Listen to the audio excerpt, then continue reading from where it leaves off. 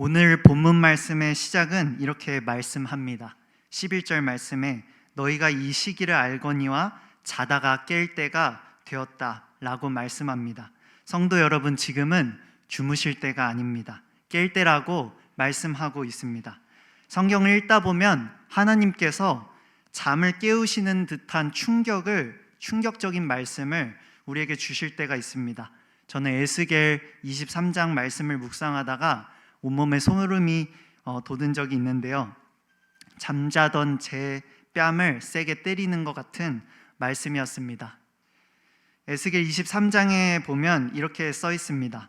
이스라엘 백성들이 하나님의 끊임없는 경고에도 스스로 죄에서 돌이키지 않자 하나님께서 결국에 그 죄를 강제로 멈추게 하시는 말씀이 나오게 됩니다. 성도님들, 죄를 하나님께서 강제로 멈추게 하시는 방법, 그 하나님의 방법이 무엇인지 아십니까? 바로 심판입니다. 사랑하는 성도 여러분, 저는 하나님의 심판이 우리가 살고 있는 이 시대에 부어지지 않기를 간절히 소망합니다. 그런데 두려운 것은 지금 우리가 살고 있는 이 사회가 당시 이스라엘보다 더 악하다는 것입니다. 당시 이스라엘 백성들은 우상에게 자기 자식을 제물로 바치는 인신 제사를 했다고 말합니다. 어떻게 부모가 자식을 우상에게 바치는 일을 할 수 있을까요? 그런데 지금 우리 시대는 부모가 자식을 죽이는 일이 비일비재하게 일어납니다.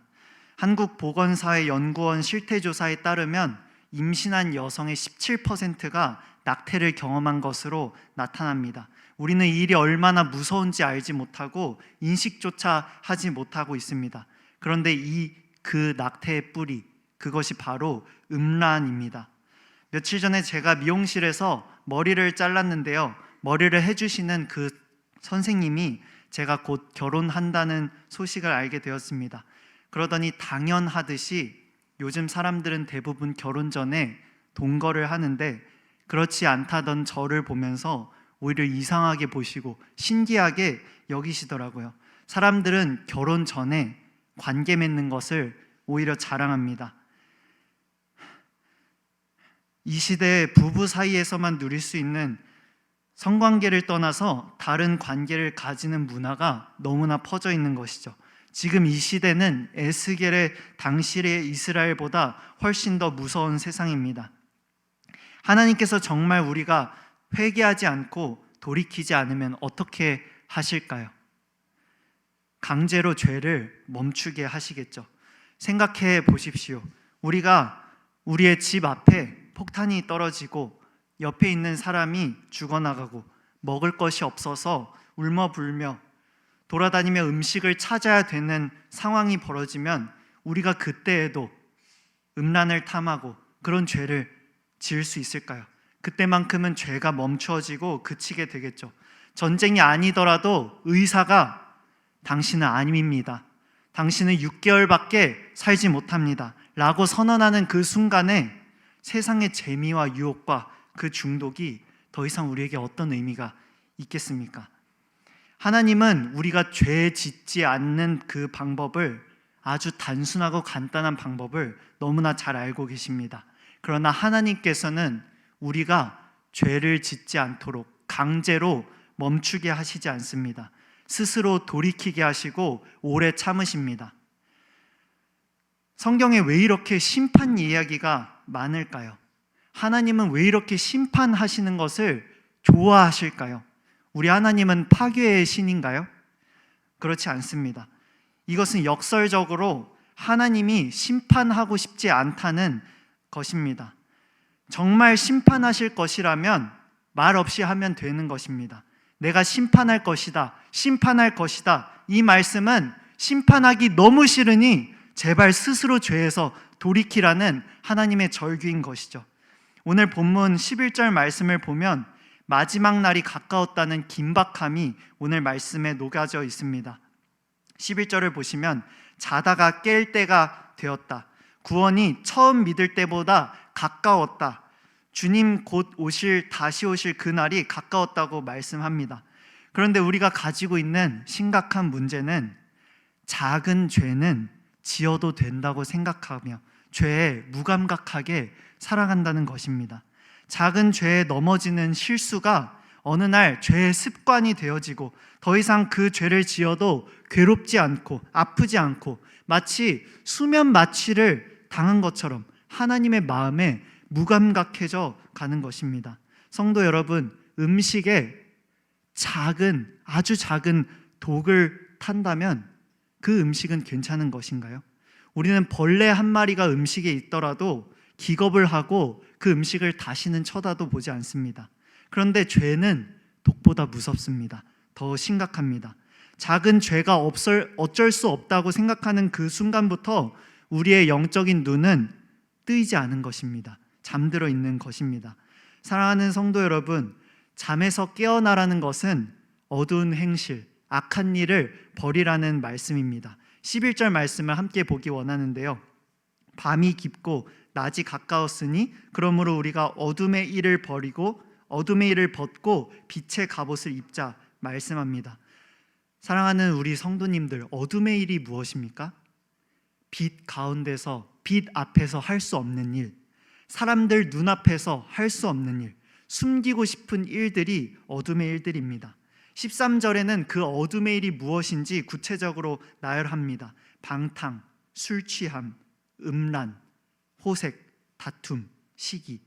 이런 일들이 내가 했다는 것이 사람들 앞에 드러나면 정말 창피하겠죠. 그런데 예수님을 믿으면서 여전히 이런 일들을 행하고 다닌다면 아직 우리는 어둠 가운데 있는 것입니다. 특히 성도님들, 오늘날 가장 심각한 어둠의 행실 중 하나가 바로 음란입니다. 기독교 서적을 보면 한국 교회에 대한 가장 큰 도전으로 포르노와 음란을 이야기합니다. 겉으로는 멀쩡하게 교회를 와서 예배 드리지만 실제로는 마음에 음란물에 중독되어 있는 수많은 그리스도인들이 있다는 것입니다. 그것 때문에 교회가 쓰러지고 힘을 잃는다고 많이 얘기합니다. 여러분, 요즘 다음 세대 우리 아이들이 처음으로 음란물을 경험하는 나이가 언제인지 아십니까? 요즘 아이들이 책에 보니까 4살, 6살, 8살 때부터 음란물을 시작한다고 합니다. 예수를 믿는 사람, 예수를 믿지 않는 사람 구별 없이 예수를 믿거나 안 믿거나 술이나 마약에 중독된 것보다 포르노 중독이 훨씬 더 심각하고 그것을 나타내는 지표와 통계가 너무나 많습니다. 이 음란이라는 문제 앞에 목회자든 사역자든 그냥 다 무너집니다. 대부분 목회자들이 사역지를 떠나라고 요구받았을 때 그 뿌리를 들여다보면 포르노가 문제였다고 말을 많이 합니다. 여러분, 너무나 무섭지 않습니까? 저는 너무나 두렵습니다. 왜 이렇게 음란이라는 이 죄가 강력할까요? 왜 우리는 이 음란의 벽을 넘어질까요? 왜냐하면 죄의 힘이 바로 이 은밀함에 있기 때문입니다. 아무도 모른다는 그 은밀함이 죄를 더 강력하게 만듭니다. 그래서 이 죄를 이기려면 빛으로 나와야 합니다. 고백해야 됩니다. 숨기는 것이 아니라 빛 가운데로 자꾸자꾸 드러나야 합니다. 사랑하는 성도 여러분, 그래서 주님이 이렇게 말씀하십니다. 11절 말씀에 빛의 갑옷을 입으라, 13절에 낮에와 같이 단정히 행하라, 그리고 14절 오직 주 예수 그리스도로 옷 입으라고 말씀하십니다. 사랑하는 성도님들, 오늘 설교 제목을 예수님의 옷이라고 정해봤는데 예수님의 옷을 입는다는 것, 빛의 갑옷을 입는다는 것은 무엇을 말하는 걸까요? 내가 공개적으로 내가 예수 믿는 사람이라는 것을 드러내며 살라는 것입니다. 드러내는 것이 이렇게 중요한 것입니다. 여러분, 학생들이 교복을 입는 이유가 무엇인지 아십니까? 그 학생들이 교복을 입음으로써 너가 학생이라는 사실을 분명하게 하기 위해서입니다. 모든 사람들이 교복 입은 그 모습을 보며 학생인 줄 알도록, 그리고 학생 본인 또한 내가 교복을 입고 학생답게 살도록 하기 위해서 교복을 입는 것입니다. 군인들에게 군복을 입히는 것도 같은 이유입니다. 군인이라는 신분이 드러나는 것입니다. 군복을 입어야 사람들이 군인인 줄 알고 군인 또한 스스로 군인답게 행동하는 것입니다. 하나님께서 우리에게 예수 그리스도의 옷을 입으라고 하신 것은 우리가 예수 믿는 사람들임을 이 세상 사람들에게, 모든 사람들에게 알리라는 것입니다. 같은 의미로 13절에 낮에와 같이 단정하게 행하라고 말씀합니다. 낮에 하는 일은 다 드러나게 되어 있습니다. 예수님의 옷을 입고 산다는 것은 낮에 행하는 것과 같은 것입니다. 모든 사람들이 다 보는 앞에서, 아니 혼자 있을 때에도 모든 사람들이 다 보는 것처럼 살아가는 것입니다. 이것이 빛의 갑옷을 입은 자, 예수의 옷을 입은 자들의 모습인 것입니다. 그렇다면 성도 여러분, 이 말씀 앞에 우리가 솔직해져 보기를 원합니다. 나는 지금 그렇게 살고 있습니까? 우리는 아무도 없을 때 모든 사람이 보는 것처럼 살고 있습니까? 우리는 대부분 이 질문 앞에 고개를 들 수 없습니다. 저도 그렇습니다. 혼자 있을 때 열어보는 것이 있고요, 아무도 모를 거라 생각하며 하는 짓들이 있습니다. 빛 앞에 내어놓기 너무나 부끄러운 것들이 있는 것입니다. 그러니까 솔직하게 말하면 우리는 예수님의 옷을 입기에 너무나 더러운 사람들입니다. 너무나 부족한 사람들이고 자격이 없는 사람들입니다. 그렇다면 과연 이 말씀이 우리에게 가능한 말씀입니까? 우리가 예수님의 옷을 입을 수 있습니까? 바로 이 질문이 오늘 설교의 핵심에 있습니다. 사랑하는 성도 여러분, 우리가 예수님의 옷을 입는다는 이 말씀은 우리의 자격과 우리의 힘으로, 우리의 열심으로 되는 것이 아닙니다. 로마서 3장은 이렇게 말씀합니다. 의인은 없나니 하나도 없으며 선을 행하는 자는 없나니 하나도 없도다. 의인은 하나도 없다고 말씀합니다. 우리는 의로워진다, 내가 거룩해진다라는 것을 우리가 열심히 기도하고 열심히 금식하고 성경 읽고 주일날 빠지지 않으면 그것이 우리가 점점 의로워지고 거룩해지는 것이라고 생각합니다. 그러나 성경은 그렇게 말하지 않습니다. 우리나라에서 대부분 의롭다, 의라는 말을 쓸 때 그 의는 정의를 뜻합니다. 옳음을 뜻하는 것입니다. 그래서 제 이름이 로의인데 길로의 의로의, 옳은 길, 이렇게 말하는데 사실 성경이 말하는 의는 완전히 새롭게 쓰여집니다. 성경에서 의라는 말은 헬라어에서 디카이오시네라는 말씀을 하는데요, 이 의라는 말의 핵심은요, 여김을 받는다, 그렇게 여겨진다라는 뜻을 갖고 있습니다. 내가 의인이 아닌데 의인으로 여겨지는 것, 이것이 성경이 말하는 의고 복음이고 우리에게 있어서 구원입니다. 좀 더 이해하기 쉽도록 창세기 말씀을 묵상했으면 좋겠는데요, 아브라함에게 아들이 있죠. 누구죠? 이삭이 있습니다. 이삭에게는 두 아들이 있습니다. 첫째가 에서, 둘째가 야곱이 있습니다. 첫째 에서는 장남이고 하나님의 약속, 유업을 장자가 물려받기 때문에 그 정당한 복음의 통로가 에서인 것입니다. 그러나 야곱은 둘째이고 야곱은 자격이 없었습니다. 그런데 어머니 리브가가 야곱에게 에서의 가장 좋은 옷을 입혀줍니다. 그리고 시력을 잃은 아버지께 가서 장자의 축복 기도를 받게 합니다. 야곱이 이삭에게 나아갔을 때, 그 축복 기도를 받기 위해 나아갔을 때 이삭이 야곱에게 묻는 거죠. 너는 누구니? 야곱이 저는 맏아들 에서입니다. 거짓말을 합니다. 야곱이 에서의 옷을 입고 이삭에게 에서처럼 여겨집니다. 에서가 받아야 할 그 장자의 축복을 야곱이 받게 되는 것입니다. 야곱이 에서처럼 여겨진다. 이것을 바울이 똑같이 신약 성경에서 헬라어로 디카이오시네, 여겨진다라고 표현하는 것입니다. 성도 여러분, 이 창세기의 이야기는 오늘날 우리의 이야기인 것입니다.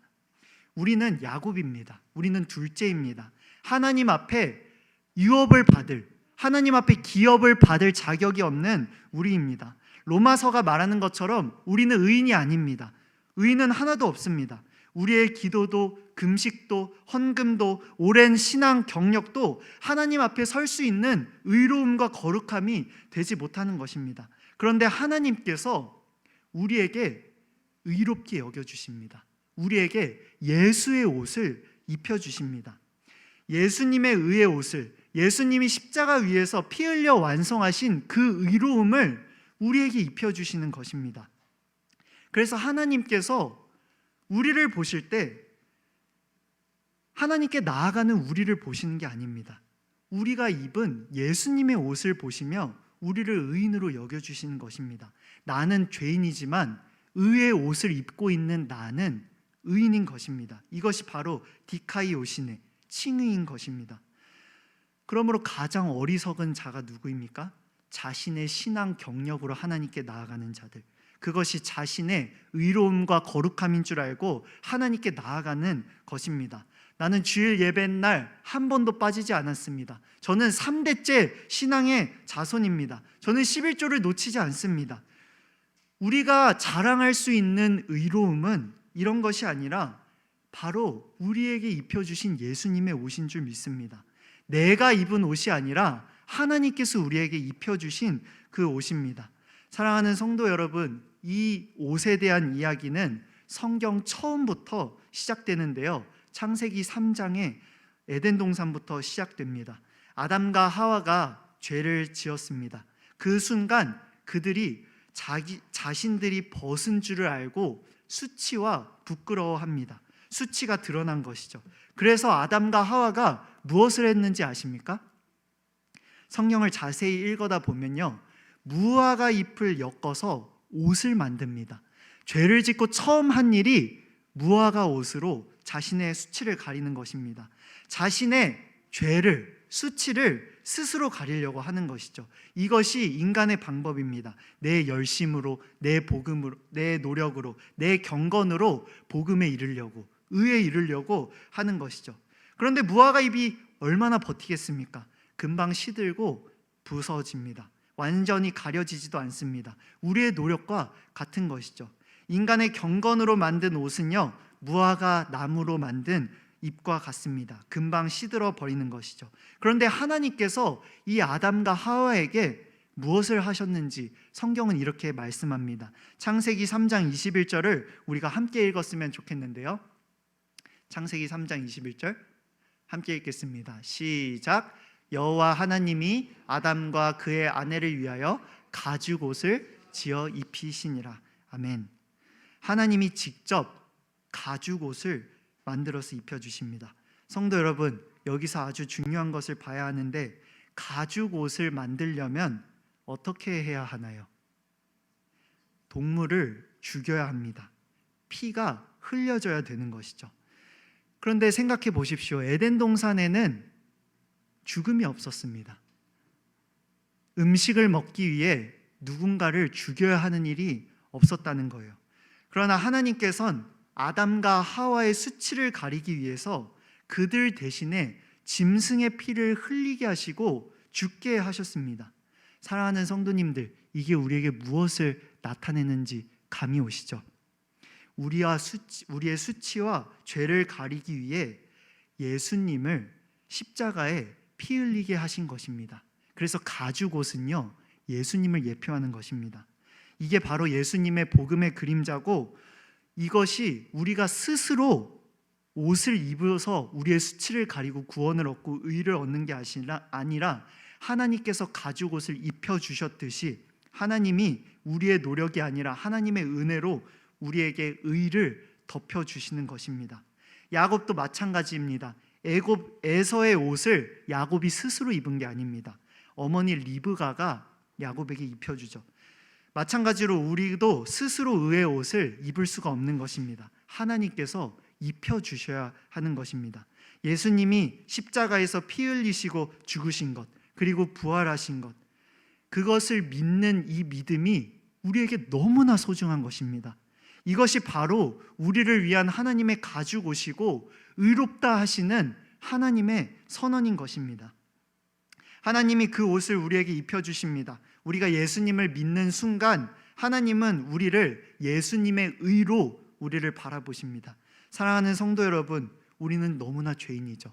우리는 예수님을 믿고 살아가지만 그럼에도 너무나 죄인입니다. 의롭게 변하고 싶은데 절대로 의로울 수 없는 너무나 뼛속까지 죄인이 바로 우리입니다. 저도 너무나 변하고 싶어서 율법을 많이 계획해 봤습니다. 새벽 기도도 해봤고 노트에 쓰면서 율법을 지키려고 너무나 애써봤습니다.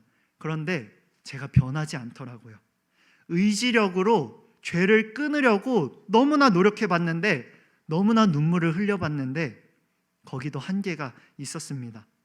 그런데 변화는요, 예수님의 옷을 입을 때 시작되는 것입니다.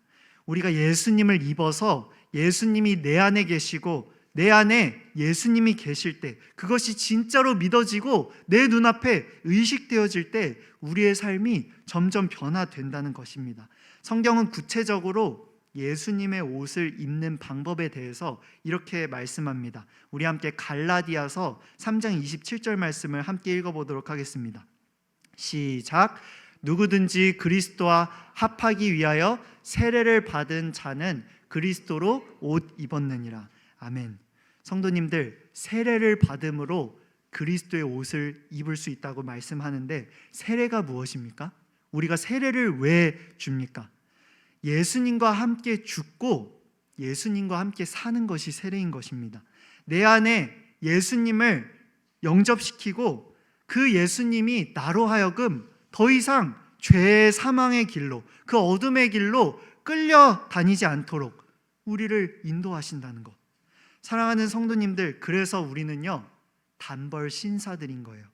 교회에서 흰 옷을 입고 집에 가서는 다른 옷을 입는 것이 아니라, 직장에서 또 다른 옷을 갈아입는 것이 아니라, 우리에게는 두 벌의 옷이 없는 것입니다.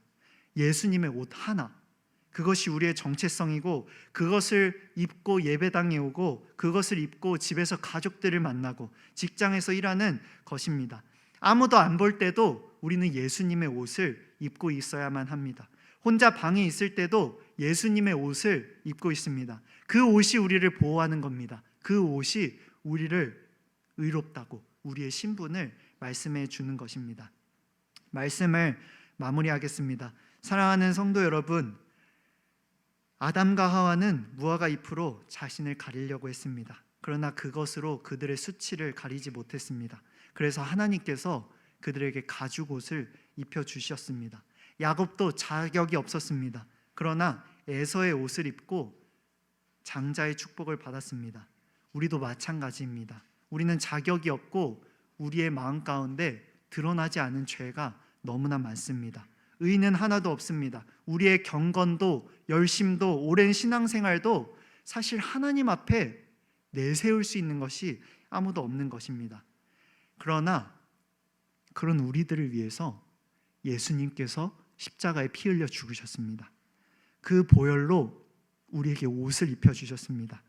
하나님께서 우리를 그 보혈의 옷을, 예수님의 옷을 우리에게 입혀주셨습니다. 우리는 그 옷을 입고 하나님 앞에 나아갈 수 있게 되었고, 그 옷을 입은 우리를 하나님은 의인이라고 말씀해 주십니다. 사랑하는 성도님들, 딴 얘기가 아니라 나에게 일어난 일입니다. 이것이 우리가 경험한 복음이고, 이것이 우리가 하나님이 의롭다고 말씀하시는 은혜입니다. 성도 여러분, 우리가 고난 주간을 보내고 있는데, 우리를 위해 피 흘리신 예수님을 다시 한번 생각해 볼 수 있길 축복합니다. 우리에게 보혈의 옷을 입히신 그 주님의 십자가의 사랑이 우리에게 살아 숨쉬는, 내가 다시 한번 일어날 수 있는, 그 죄와 피 흘리기까지 싸울 수 있는 그 은혜가 되길 소망합니다.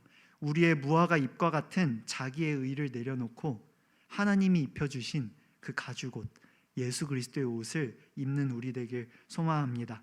그리고 그 옷을 입고 우리 함께 삽시다. 교회에서만이 아니라 집에서도, 직장에서도, 혼자 있는 방 안에서도 단벌 신사로 살아갑시다. 여전히 나는 부족하고 죄인이지만 예수님께서 우리에게 옷을 입혀주셨음을 바라보며 그것으로 충분함을 누리시는 우리 사랑하는 원남교회 성도님들 되기를 축복합니다. 우리 함께 찬양하고 기도하도록 하겠습니다.